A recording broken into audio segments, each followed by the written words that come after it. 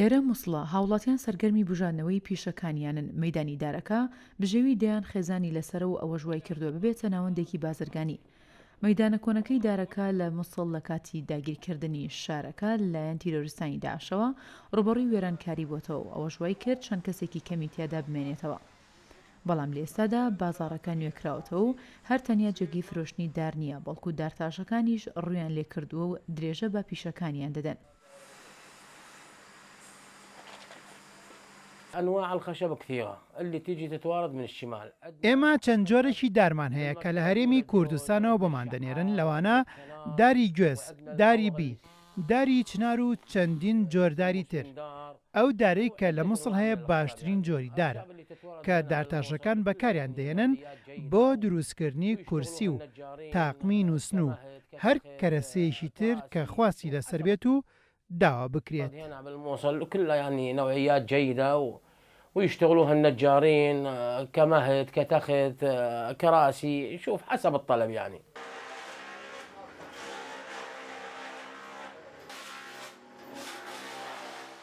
بازاڕە نوێەکە دەکەوێتە خۆرهەڵاتی مووسڵە و چەند دارتاشێکی دێرین هەن ئەوانی ژووردە وردە گەڕاونەتەوە بۆ بازاڕەکە و نەیشارنەوە کە دڵیان بەکارەکان خۆشە. هاوکات ئاماژە بۆ دەکەن کە هەندێک لە شوێنەکانیان خاوەنەکانیان موسڵمان و هەندێکی تریان مەسیحین لەگەڵەوەشدا وەک براپێکەوە کار دەکەن و ناکۆکی لە نێوانیاندا نییە.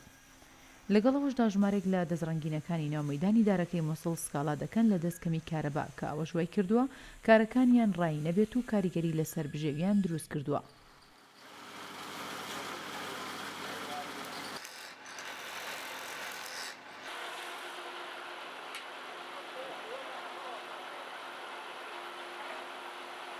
والله وقت الداعش أي ما شغل مالك شغل لە کاتی داعشدا ئیشمانای چی بوو؟ کێ دەیتوانی ئیش بکات؟ لێرە بە هیچ شێوەیەک ئیش نەبوو. جارێکیان من لێرە دانیشت بووم کۆمەڵێک لە چەکدارانی سەر بە داعش هاتن بۆ ئێرە.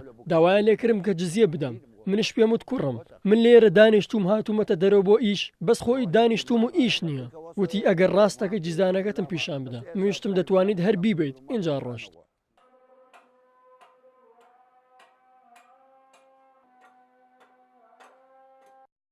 تیرۆریستانی داعش لە ماوەی نێوان 2014 تا 2017 کە مووسڵیان داگیر کرد هەموو شتێکیان لەو شارەدا ڕاگرت و زیانێکی گەورەیان بە جوڵەی ئابووری گەاند و لە ناوبردنی پیشەکانی شارەکە بەشێک بوو لەو شاڵەوەی دژی ناوچەکە جێبەجێیان کرد.